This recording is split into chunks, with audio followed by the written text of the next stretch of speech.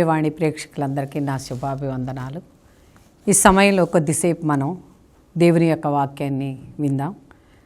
దేవునికి ఏదంటే ఇష్టం, ఈరోజు దేవునికి ఇష్టమైంది మనం చెయ్యాలి.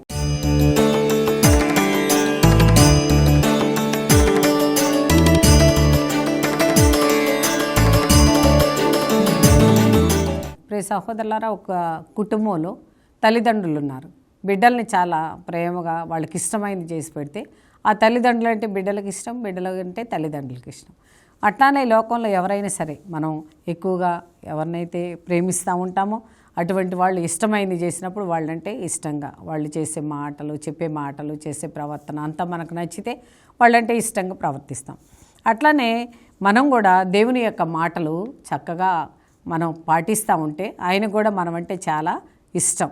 అది బైబిల్ గ్రంథంలో ఎక్కడెక్కడ ఏ విధంగా ఉందో ఇప్పుడు మనం తెలుసుకుందాం. ఒక చిన్న కథ ఏమంటే, ఒక ప్రార్థనాపరుడు బయటికి వెళ్ళారంట. వెళ్తే అక్కడ ఒక పంది కనపడిందంట, బాగా తెల్లగా మంచిగా బాగుంది.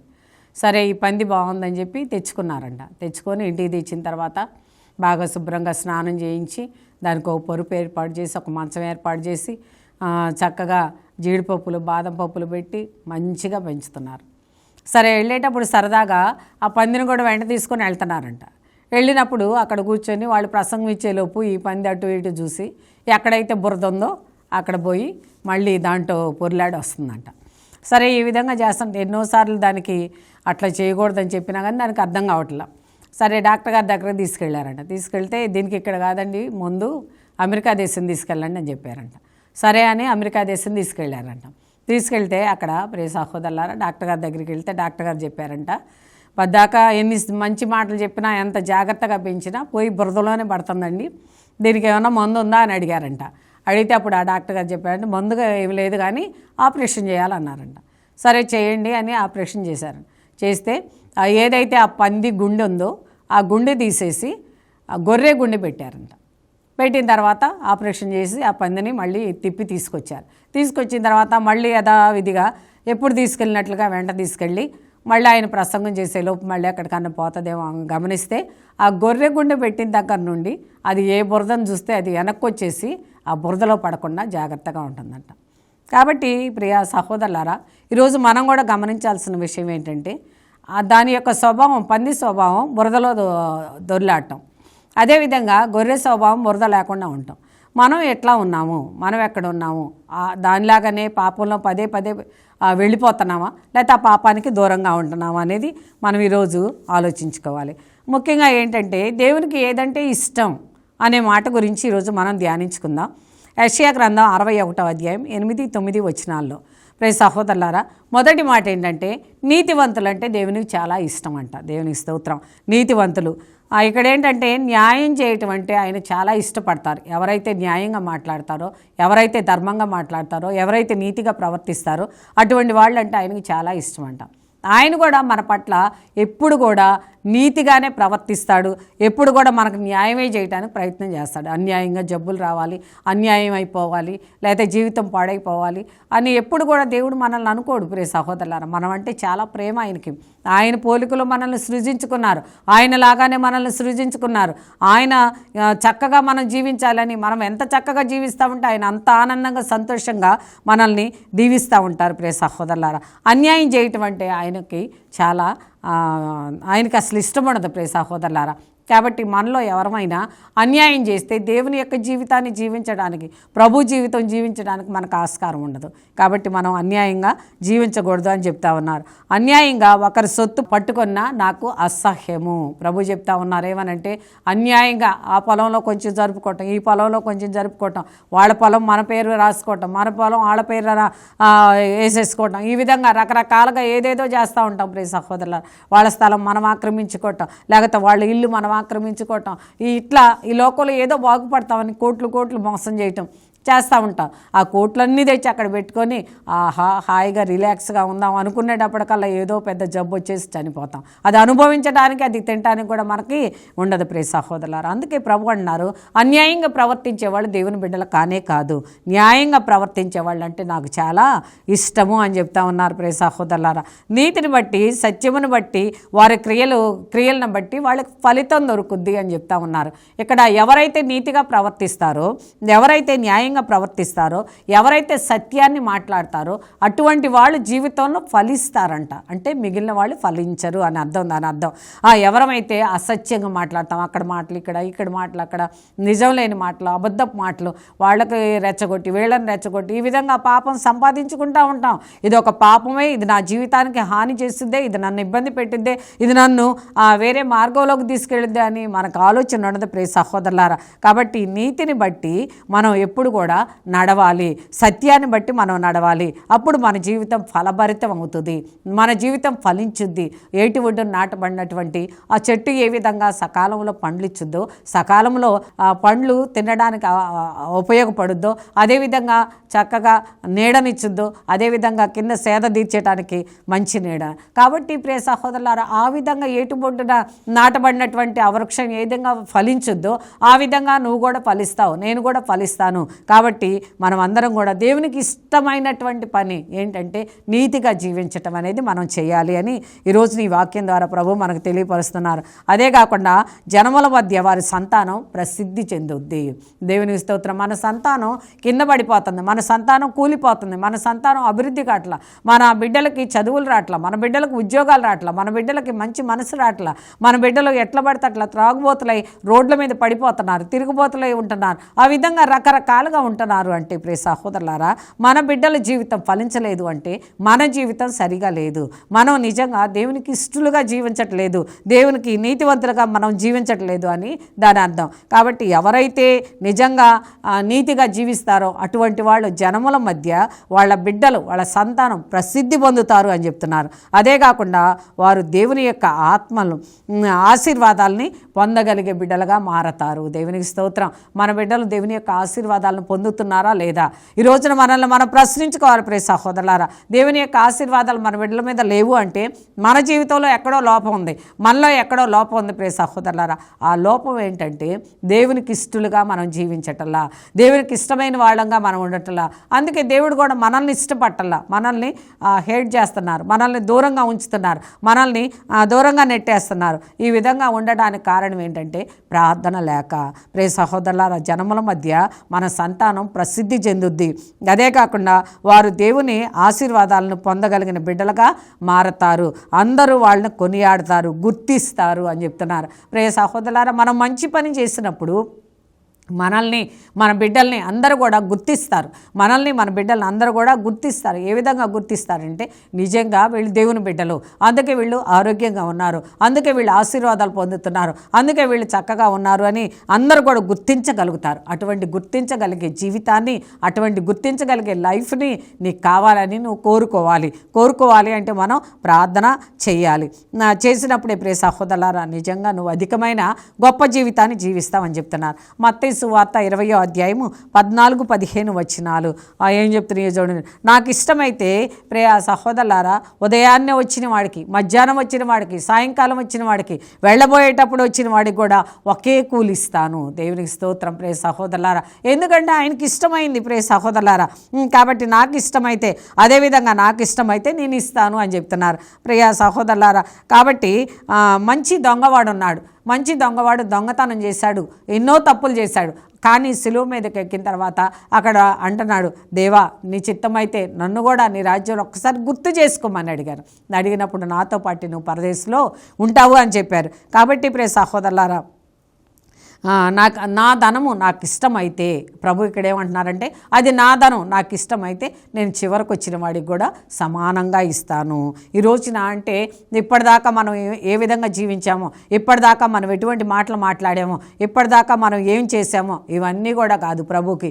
ఇప్పుడే ఈ క్షణమే ప్రభు దగ్గరకు వచ్చి మనస్ఫూర్తిగా మనసు తెరచి ప్రార్థన చేస్తే మంచి దొంగవాడు ఏ విధంగా దీవించబడ్డాడో, మంచి దొంగవాడు ఏ విధంగా ఆశీర్వదించబడ్డాడో అదేవిధంగా మనం కూడా దీవించ దీవించబడతాం, ఆశీర్వదించబడతామని ప్రభు చెప్తా ఉన్నారు. నీవు అన్యాయం అనుకుంటున్నావు కానీ నా సొంత సొమ్ము నా ఇష్టం వచ్చినట్టుగా నేను ఖర్చు పెడతాను. ఒకవేళ నువ్వు అనుకోవచ్చు, ఇది అన్యాయం కదా, ఇది అక్రమం కదా, పొద్దున్నే వచ్చి పొద్దున్నుండి నేను కష్టపడ్డాను, ఇప్పుడు వెళ్ళబోయేటప్పుడు వచ్చారు, వారికి నాకు సమానమైన కూలి ఇచ్చారు, ఇది చాలా అన్యాయం కదా అని ఒకవేళ నువ్వు అనుకోవచ్చు.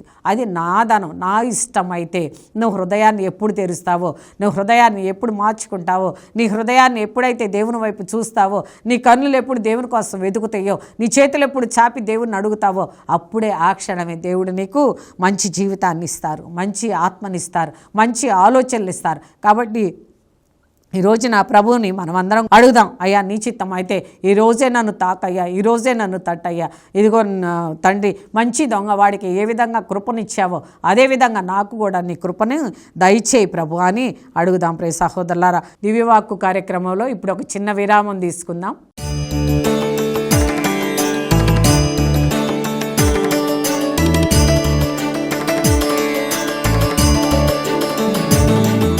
దివ్యవాక్కు కార్యక్రమానికి తిరిగి స్వాగతం.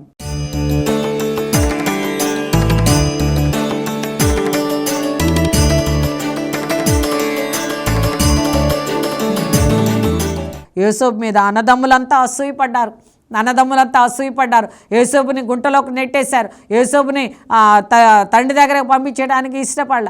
ఆ విధంగా రకరకాలుగా అనేక కుట్రలు పన్నారు. ప్రియ సహోదరులారా, వాళ్ళే కిందకు పడిపోయారు. వాళ్ళే యోసేపు దగ్గరకు వచ్చి అడుక్కు తినే వాళ్ళలాగా నిలబడటానికి దేవుడు అవకాశం ఇచ్చారు. కాబట్టి ప్రియ సహోదరులారా, ఎప్పుడు కూడా అసూయ అనేది అసలు మనకు పనికిరాదు. ఎవరి మీద అయినా సరే, ఎక్కడైనా సరే అసూయ అని మనం పెట్టుకోకూడదు. దేవుని బిడ్డలకు ఎప్పుడు కూడా అసూయ ఉండదు. దేవుడు లేడు, మనసులో దేవుడు లేడు అంటే అటువంటి బిడ్డలు అసూయ పడతా ఉంటారు. అటువంటి బిడ్డలు ప్రియ సహోదరులారా అభివృద్ధి చెందరు. కాబట్టి ప్రియ సహోదరులారా, యోసేపు ఆ విధంగా అన్నదమ్ములు అసూయపడ్డారు. అదే కాకుండా యేసు ప్రభువును కూడా ప్రియ సహోదరులారా అసూయతోనే అప్పచెప్పారు. ఆ దేవుని యొక్క శిష్యుడు అసూయతోనే అప్పచెప్పాడు. కాబట్టి ప్రియ సహోదరులారా, ఈ అసూయ చాలా అన్యాయం చేస్తుంది, ఈ అసూయ చాలా మోసం చేస్తుంది. ఏ విధంగా అయితే ఇస్కరియోతు అప్పచెప్పాడో ప్రియ సహోదరులారా, ఏ భూమి అయితే కొన్నాడో ఆ భూమిలోనే నిలబడి రక్తం గక్కి చచ్చిపోయాడు. ప్రియ సహోదరులారా, అంటే అటువంటి స్థితి ఆ బిడ్డకు లేదు. కానీ ఆ బిడ్డ పాపం చేసి, ఆ బిడ్డ దేవునికి ద్రోహం చేసి, ఆ బిడ్డ దేవుని మాటలకు విరుద్ధంగా ప్రవర్తించి, ఆ బిడ్డ ఆ విధంగా తనంతట తనే కొని తెచ్చుకున్నాడు ఆ పరిస్థితిని. కాబట్టి మనం కూడా మన జీవితంలో అనేక పాపాలు చేసి మనమే కొని తెచ్చుకుంటున్నాం, మనమే అనేక రకాలుగా ఇబ్బందులు కొని తెచ్చుకుంటున్నాం. కాబట్టి ఈ కొని తెచ్చుకునే ఈ అసూయలు, ఈ ద్వేషాలు అన్నీ కూడా తీసివేసుకోవాలంటే ప్రార్థన ఉండాలి మనకి. ఈ ప్రార్థన దేవునికి ఇష్టలుగా మనం జీవించాలి, దేవునికి ఇష్టంగా మనం ప్రవర్తించాలి. దేవునికి ఇష్టంగా మనం జీవించినప్పుడు దేవుడు కూడా మనల్ని అన్యాయమైన తీర్పు ప్రియ సహోదరులారా మనకి తీర్చరు. ఎందుకంటే మనం ఇక్కడ ప్రార్థన చేస్తున్నాం, ఇక్కడ ప్రార్థన దేవుడు చూస్తున్నారో లేదో, దేవుడు వింటున్నారో లేదో, ఆయన నమ్మరాలకిస్తున్నారో లేదో అని మనం అనుకోవచ్చు. కానీ ప్రియ సహోదరులారా, తప్పకుండా దేవుడు చూస్తారు, తప్పకుండా దేవుడు వింటారు. ఎక్కడ కూర్చున్నా, ఎక్కడ పడుకున్నా, ఎక్కడ ఉన్నా సరే నీ మనసంతా దేవుని మీద ఉంటే దేవుడి మనసు కూడా నీ మీదే ఉంటుంది, దేవుని ఆత్మ కూడా నీ మీదే ఉంటుంది, నిన్ను విడిచిపెట్టదు, వదిలిపెట్టదు. కాబట్టి ఎప్పుడు కూడా మనం దేవుని వైపే ఉండాలి. అన్యాయమైన తీర్పు ఇచ్చే దేవుడు కానే కాదు, ఆయన సజీవమైన దేవుడు అని ప్రభు చెప్తా ఉన్నారు. ప్రియ సహోదరులారా, అందుకే ఈ యొక్క అన్యాయము న్యాయము అనేది రెండు కూడా మనం గ్రహించాలి. మనం ఎప్పుడైతే న్యాయంగా జీవిస్తామో అప్పుడు దేవుడు మనల్ని మొదటివాడిని కడపటివాడు చేస్తాడంట, కడపటివాడిని మొదటివాడు చేస్తాడు. కాబట్టి ప్రియ సహోదరులారా, నిన్నటిదాకా ఒకవేళ నేను కడపటివాడిగా ఉన్నానేమో, ఈరోజు నేను దేవుని స్వీకరిస్తే, ఈరోజు నేను దేవుని గ్రహిస్తే ప్రియ సహోదరులారా, నిజంగా నేను మొదటివాడిని అవుతాను, నిజంగా నేను తలగా ఉంటాను కానీ తోకగా ఉండను అని మనం నమ్మాలి. నమ్మి దేవునికి ఇష్టంగా మనం జీవించాలి. యెషయా గ్రంథం 28వ అధ్యాయం 17వ వచనం. ప్రియ సహోదరులారా, న్యాయము, నీతి, ధర్మము ఈ ఎప్పుడు 4 పాదాల మీద కనుక నడిస్తే ఖచ్చితంగా ఆ కుటుంబంలో దేవుని యొక్క కృప ఉంటుంది. ప్రియ సహోదరులారా, న్యాయంగా ప్రవర్తించు, అదేవిధంగా నీతిగా ప్రవర్తించు, అదేవిధంగా ధర్మంగా ప్రవర్తించు. ఈ 3 ఎప్పుడైతే నువ్వు చేస్తావో అప్పుడు దేవుడు నిన్ను దీవిస్తాడు అని ఆయన చెప్తా ఉన్నాడు. ఆయనకి ఇష్టమైన పనులు ఇవన్నీ చెప్తున్నారు. ఆయనకి ఇష్టమైన పనులు, ఈ రోజున ఆయనకి ఇష్టమైన పనులు ఏవి అని మనం అనుకోవచ్చు. న్యాయం చేస్తే ఆయనకి ఇష్టమైన పని, అదే కాకుండా నీతిగా ఉంటే ఆయనకి ఇష్టమైన పని, ధర్మంగా జీవిస్తే ఆయనకి ఇష్టమైన పని. తర్వాత ప్రియ సహోదరులారా, వడగండ్ల వాన అబద్ధమనే ఆ కుటీరాన్ని కూల్చేస్తుందంట. అంటే ఎప్పుడో దేవుని యొక్క ఉగ్రత వచ్చింది.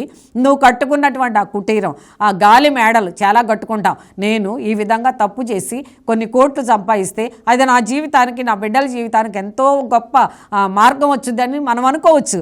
కానీ ఇక్కడ ఆ గాలి మేళ్ళంట ఏదో ఒక రోజున వడగండ్ల వాన వచ్చి నిన్ను కొట్టుకుపోయేటట్లుగా చేస్తుంది అని చెప్తున్నారు. అదే కాకుండా ఆ ప్రవాహము నీ ఆశ్రమ స్థానాన్ని కూలద్రోస్తుంది అని చెప్తున్నారు. ఆ ప్రవాహం నువ్వు ఎక్కడైతే ఉన్నావో ఆ యొక్క ప్రవాహం నీ ఆశ్రమ స్థానాన్ని కూలద్రోస్తుంది. కాబట్టి ప్రియ సహోదరులారా, వ్యాపారం చేశాను, నాకు ఏమీ అభివృద్ధి కాలేదు, వ్యాపారం అంతా దిగసీలిపోతుంది, లేకపోతే నేను మందులు వాడుతున్నాను, ఆరోగ్యం ఏమాత్రం బాగుపట్టలేదు, నా ఆరోగ్యం అంతా క్షీణించిపోతుంది, లేకపోతే నేను పలానా పని చేస్తున్నాను, ఆ పనిలో విజయం రావటం లేదు, ఎక్కడికి పోయినా అపజయమే, ఎక్కడ అడుగు పెడితే అక్కడ అపజయమే కలుగుతుంది. ఎందుకు ఈ విధంగా కలుగుతుందని ఎంతోమంది బాధపడుతూ ఉంటాం ప్రియ సహోదరులారా. అందుకే ప్రభు అంటున్నారు, ఈ రోజున నాకు ఇష్టడుగా నువ్వు జీవించినప్పుడు నువ్వు ఏ పని చేసినా విజయమే. దేవునికి స్తోత్రం. ప్రియ సహోదరులారా, నువ్వు ఏ పని చేసినా విజయమే. నన్ను తలుచుకొని నువ్వు ఏ పని చేసినా దానిలో విజయాన్నే సాధిస్తావు అంటున్నారు. కాబట్టి మనం ఏ పని చేసినా మొదటిగా ప్రార్థన చేసుకొని ఆ తర్వాత దేవుణ్ణి అడగాలి. ప్రభువా నీకు స్తోత్రం, నీ చిత్తమైతే నేను ఈ పని చేయబోతున్నాను ప్రభువా, నా పనిలో విజయం దొరికేటట్లుగా సహాయాన్ని దయచేయి, నాకు ముందుగాను మీరు నడవండి ప్రభువా అని దేవుణ్ణి అడగాలి. అదేవిధంగా ప్రియ సహోదరులారా, మొదటిగా ఏంటంటే నీతి చేయటం దేవునికి ఇష్టమైన పని. రెండోది ఏంటంటే విరిగిన మనసు దేవునికి ఇష్టం. విరిగి నలిగిన మనసు అంటే దేవునికి ఇష్టం. ఎవరంటే దేవునికి ఇష్టము అనేది ఈ రోజున మనం మాట్లాడుకుంటున్నాం. మొదటిగా ప్రియ సహోదరులారా, నీతి చేయటం లేకపోతే న్యాయం చేయటం దేవునికి చాలా ఇష్టం అన్నారు. రెండోది విరిగి నలిగిన మనసు దేవునికి చాలా ఇష్టం అంట. కీర్తన గ్రంథం 51వ కీర్తన 17వ వచనం ప్రియ సహోదరులారా, క్షమాపణ ప్రార్థన. కీర్తనకారుడు ఏం ప్రార్థన చేశాడండి? క్షమాపణ ప్రార్థన చేశాడు ప్రియ సహోదరులారా. ఇక్కడ విరిగి నలిగిన మనసు ఉంటే దేవునికి ఎప్పుడు ఇష్టంగానే ఉంటాం. మనం ఎప్పుడు కూడా మన మనసును కుంగకొట్టుకోవాలి. మన మనసును ఎప్పుడు కూడా దుఃఖపెట్టి ప్రార్థన సాగిరపడి దేవుణ్ణి అడుగుతూ ఉండాలి. అయ్యా నేను పాపిని, ఈరోజు ఉదయం లేచిన దగ్గర నుండి సాయంకాలం వరకు అనేక పాపాలు చేశాను, ఎట్లా పడితే అట్లా మాట్లాడాను, అనేక మంది మనసులను బాధ పెట్టాను, విస్తారంగా ఇబ్బంది పెట్టాను, ఇవన్నీ కూడా నా తప్పే ప్రభు అని క్షమాపణ మనం విరిగి నలిగిన హృదయంతో అడగాలి ప్రియ సహోదరులారా. అదే కాకుండా పశ్చాత్తాప హృదయం, వినయమైన హృదయం అంటే దేవునికి చాలా ఇష్టమంట. ఇక్కడ కీర్తనాకారుడు పశ్చాత్తాప హృదయంతో ప్రార్థన చేశాడు. అయ్యా నన్ను క్షమించు, అయ్యా నన్ను మన్నించు అని ఆ పశ్చాత్తాప హృదయంతో ప్రార్థన చేశాడు. ప్రియ సహోదరులారా, ఇద్దరు వ్యక్తులు దేవుని దగ్గరికి వెళ్ళారు. ఒక వ్యక్తి చెప్తున్నాడు, అయ్యా నేను వారానికి 2 సార్లు ఉపవాసం ఉంటున్నాను, నేను చాలా డబ్బు ఇస్తున్నాను, నేను చాలా మంచి పనులు చేస్తున్నాను, నేను చాలా గొప్పవాడిని అని ఒక వ్యక్తి ప్రార్థన చేస్తున్నాడు. మరొక వ్యక్తి ప్రియ సహోదరులారా దూరంగా నిలబడి అంటున్నాడు, అయ్యా నేను కన్నులు ఎత్తైనా నీ వైపు చూడటానికి నేను అర్హుడిని కాను ప్రభువా, అయ్యా నన్ను క్షమించు అని ఒక వ్యక్తి ప్రార్థన చేస్తున్నాడు. ఎవరైతే విరిగి నలిగిన హృదయంతో ప్రార్థన చేశాడో ఆ వ్యక్తి యొక్క ప్రార్థన దేవుడు ఆలకించాడు ప్రియ సహోదరులారా. కాబట్టి ఈ రోజున కీర్తనాకారుడు కూడా ప్రియ సహోదరులారా పశ్చాత్తాప హృదయంతో ప్రార్థన చేశాడంట. విరిగి నలిగిన హృదయంతో ప్రార్థన చేశాడు. ఆయన యొక్క ప్రార్థన దేవుడు ఆలకించాడు. అదే కాకుండా వినయమైన హృదయంతో ప్రార్థన చేశాడంట. నా ప్రియ సహోదరులారా, వినయం గల హృదయం కావాలి. దేవుడు అడుగుతున్నాడు, నీ హృదయం వినయంతో ఉందా, విధేయతతో ఉందా? వినయం లేకుండా, విధేయత లేకుండా ప్రియ సహోదరులారా పెద్దలను గౌరవించు, తల్లిదండ్రులను గౌరవించు, గురువులను గౌరవించు, కన్య స్త్రీలను గౌరవించు. ఎవరిని పడితే వాళ్ళని ఎట్లా పడితే అట్లా నోటికి వచ్చినట్లుగా మాట్లాడతాం. నాకేంటి అనుకుంటాం, నేనేదో పెద్ద చదువుకున్నాను, నేనేదో పెద్ద ఉద్యోగం చేస్తున్నాను, నేనేదో పెద్ద గొప్పగా ఉన్నాను అని మనం అనుకుంటున్నాం. కానీ ప్రియ సహోదరులారా అటువంటి హృదయం అంటే దేవునికి ఇష్టం ఉండదు. ఎటువంటి హృదయం అంటే దేవునికి ఇష్టం అంటే వినయం గల హృదయం, విధేయత గల హృదయం అంటే దేవునికి చాలా ఇష్టము. అటువంటి వారికి దేవుడు ఎప్పుడు కూడా అలక్ష్యం చేయడు అంటే ప్రియ సహోదరులారా వెనకయ్యడు. వాళ్ళ క్రియలన్నీ కూడా ఎప్పుడు ముందుగానే జరుగుతూ ఉంటాయి, వాళ్ళ పనులన్నీ కూడా మంచిగానే జరుగుతూ ఉంటాయి, వాళ్ళు ఏది తలపెట్టినా అది విజయవంతం అవుతూ ఉంటుంది ప్రియ సహోదరులారా. ఆ విధంగానే కీర్తనాకారుడు కూడా అన్ని విజయం జరిగింది. ఎందుకంటే ఆయన వెలిగిన హృదయంతో పశ్చాత్తాప హృదయంతో దేవుణ్ణి మొరపెట్టాడు. కాబట్టి ఆ విధంగా మనం కూడా మొరపెట్టినప్పుడు, ఆ విధంగా మనం కూడా దేవుణ్ణి అడిగినప్పుడు ప్రియ సహోదరులారా దేవుడు కూడా మనల్ని వదిలివేయకుండా, అలక్ష్యం చేయకుండా ప్రియ సహోదరులారా మంచిగా దీవిస్తాడు. ఉదాహరణకి దావీదు ఉన్నాడు ప్రియ సహోదరులారా. దావీదు చాలా పాపం చేశాడు. పాపం చేసి ఒక హంతకుడు అయ్యాడు. ప్రియ సహోదరులారా, పాపం చేసిందే కాక ఆ పాపాన్ని కప్పిపుచ్చుకోవడానికి, ఆ పాపం తెలియకుండా ఉండడానికి ఒక హంతకుడు అయ్యాడు. ప్రియ సహోదరులారా, ఆ విధంగా జరిగినప్పటికీ ఆ యొక్క దావీదు విరిగి నలిగిన హృదయంతో ప్రార్థన చేశాడు. ఆయన యొక్క ప్రార్థన దేవుడు ఆలకించారు, ఆయన క్షమించారు. ప్రియ సహోదరులారా, అదేవిధంగా ఈ రోజు దాకా మనం కూడా చాలా తప్పులు చేసి ఉండొచ్చు, చాలా పాపాలు చేసి ఉండొచ్చు, ఘోరమైన పాపాలు చేసి ఉండొచ్చు. ఎన్ని పాపాలు చేసినా ఈరోజే ప్రభు దగ్గరకు వచ్చి, అయ్యా ప్రభువా నన్ను క్షమించు, నన్ను మన్నించు, నన్ను దీవించు అని నువ్వు గనక అడిగితే నీ దేవుడు నిన్ను చూస్తారని దేవుడు మనకు చెప్తా ఉన్నారు. కాబట్టి ఈరోజే ప్రభు దగ్గరికి వెళ్దాం, ఈరోజే పశ్చాత్తాపడదాం, ఈరోజే పశ్చాత్తాప ప్రార్థనతో దేవుడిని క్షమించమని అడుగుదాం. అదేవిధంగా 34వ కీర్తన 18వ వచనం, దేవుడు మంచితనం, దేవుని యొక్క మంచితనం ఏంటంటే వేదనలో ఉన్న వారికి, ప్రియ సహోదరారా, ప్రభు చేరువలోనే ఉంటాడు. ఎవరైతే వేదనతో దుఃఖపడతా ఏడుస్తున్నారో, అయ్యో ప్రభువా కాసేపటికల్లా నా ప్రాణం పోతుందేమో, నేను చనిపోతానేమో, అదేవిధంగా మరొక వ్యక్తి ఈ సమయంలోనే హాస్పిటల్లో ఉండి యాక్సిడెంట్ అయ్యి నుగ్గు అయిపోయి చచ్చిపోతానేమో అనుకునే వాళ్ళు ఉన్నారు. ఈ సమయంలోనే కొంతమంది బాధలు పడేవాళ్ళు ఉన్నారు. ఈ క్షణంలోనే కొంతమంది కోర్టులో ఏడుస్తూ ఉన్న వాళ్ళు ఉన్నారు. రకరకాలుగా ఉన్నారు. ఎవరేవైనా ప్రియ సహోదరులారా, వేదంతో ఉండి దేవునికి ప్రార్థన చేసినప్పుడు ప్రభు వాళ్ళకి చేరువలోనే ఉంటారు అని కీర్తనాకారుడు చెప్తున్నాడు. కాబట్టి ప్రియ సహోదరులారా, అంటే వేదన లేని వాళ్ళు ప్రార్థన చేయలేరు. వేదన లేని వాళ్ళు సరదాగా ఉంటారు. హాయిగా ఒక 5 అంతస్తుల మేడ, ఒక 5 కార్లు, ఒక 10 ఎకరాల పొలము, మంచి అన్నీ ఇచ్చినప్పుడు వాడు ఏం చేస్తాడండి, చక్కగా మంచి బెడ్ మీద పడుకొని హాయిగా నిద్రపోతూ ఉంటాడు. ఆల్ నైట్ ప్రేయర్ ఏంటి, లేకపోతే ఈ ప్రేయర్ ఏంటి, ఇప్పుడేంటి, వాళ్ళకేం పని పాటలేదా అని ఏదో చెప్తూ ఉంటాడు. ఎందుకంటే ఏ కష్టం లేదు ప్రియ సహోదరులారా. అదేవిధంగా ఒక కష్టం వచ్చిన వ్యక్తి అయితే ఎక్కడ ప్రార్థన ఉందా, ఎక్కడ స్వస్థపరుస్తారా, ఎక్కడ మంచి వాక్యం ఉందా అని పరుగులు తీస్తా, వాక్యాన్ని వింటా, దేవుని స్తుతిస్తా, దేవుని ఆరాధిస్తా, కష్టపడి ప్రార్థన చేస్తారు. కాబట్టి ఈ రోజున మనం కూడా కష్టపడి ప్రార్థన చేసినప్పుడు దేవునికి ఇష్టలుగా జీవిస్తాము అని చెప్తున్నారు. ప్రియ సహోదరులారా, అటువంటి వాడికి ఆయన రక్షించడానికి ఇష్టపడతాడంట. ఎటువంటి వారిని, ఎవరైతే ఆయనకు దగ్గరలో ఉన్నారో, ఎవరైతే ఆయనకు చేరువలో ఉన్నారో అటువంటి వాళ్ళంటే దేవునికి చాలా ఇష్టం అంట. ప్రియ సహోదరులారా, హన్నా ఉన్నారు. సమూయేలు మొదటి గ్రంథం 1వ అధ్యాయంలో హన్నా ఉన్నారు. హృదయ వేదనతో కన్నీరు మున్నీరుగా ఏడ్చి ప్రార్థన చేసెను. ఆమెకు బిడ్డలేరు. ఎవరు ఎదురొస్తే వాళ్ళు అంటున్నారు, అబ్బో గొడ్రాలు ఎదురొస్తున్నాయి, అయ్యో ఈవిడ రాకుండా ఉంటే బాగుండు, ఈవిడ ఉదయాన్నే కనపడకుండా ఉంటే బాగుండు, ఈవిడ అసలు గొడ్రాలు కదా, అసలు ఈవిడిని మొక్కం చూడకూడదు అని రకరకాలుగా అనుకున్నారు.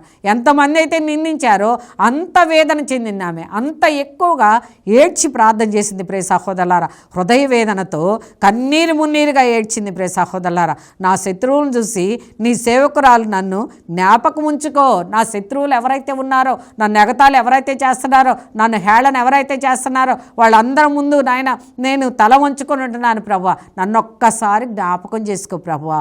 దేవునికి స్తోత్రం. ప్రియ సహోదరులారా, నాకు ఒక మగబిడ్డ నువ్వు ప్రభువా అని హన్నా ప్రార్థన చేసింది. ప్రియ సహోదరులారా, ఎప్పుడైతే ఆవిడ ఆ విధంగా ప్రార్థన చేసిందో అప్పుడు ఆ ప్రార్థన విన్నారు. ఆ ప్రార్థన విని దేవుడు ఆమెకు ఒక మగబిడ్డని ప్రసాదించారు. ప్రియ సహోదరులారా, కాబట్టి ఈ రోజున మనం కూడా దేవునికి విరిగి నలిగిన హృదయంతో ప్రార్థన చేయాలి. హన్నా ఏ విధంగా ప్రార్థన చేసిందో ఆ విధంగానే విరిగి నలిగిన హృదయంతో, అది ఏదైనా సరే, ఏ శ్రమైనా ఏ కష్టమైనా ప్రతి ఒక్క దానికోసం కూడా ప్రార్థన చేసినప్పుడు దేవుడు తప్పకుండా విడుదల దయచేస్తారు. ప్రియ సహోదరులారా, చిన్న ప్రార్థన చేసుకుందాం. ప్రభువానికి స్తోత్రములు దేవానికి స్తోత్రము తండ్రి స్తోత్రం. అయ్యా, ఈరోజు వాక్యం ద్వారా ప్రభువా విరిగి నలిగిన హృదయంతో ప్రార్థన చేసేవాళ్ళు అంటే మీకు చాలా ఇష్టమని చెప్పారు. దేవానికి స్తోత్రాలు. అయ్యా, అటువంటి పశ్చాత్తాపమైన ప్రార్థన మాకు దయచేయండి ప్రభువా. అయ్యా, వినయంతో కూడిన ప్రార్థన మాకు దయచేయండి ప్రభువా. వినయ విధేయతమైన జీవితం మాకు దయచేయండి ప్రభువా. అయ్యా, నీ కృపలో నిలబెట్టండి ప్రభువానికి స్తోత్రాలు. నీ చిత్తమైతే నాయన ఏదంటే దేవునికి ఇష్టము అనే మాట ద్వారా నాయన ఈరోజు మాతో మాట్లాడారు. మొదటిగా న్యాయం చేయటం అంటే ఇష్టము, రెండోదిగా ప్రియ సహోదరులారా విరిగి నలిగిన హృదయం అంటే చాలా ఇష్టం అని చెప్పిన దేవానికి స్తోత్రాలు. మా అందరికి కూడా విరిగి నలిగిన హృదయాన్ని ఇచ్చిన ఆయన మంచిగా జీవించే భాగ్యాన్ని మా అందరికీ దయచేయమని మా ప్రభు అయిన యేసయ్య పేరిట వేడుకుంటున్నాము తండ్రి. ఆమేన్, ఆమేన్, ఆమేన్.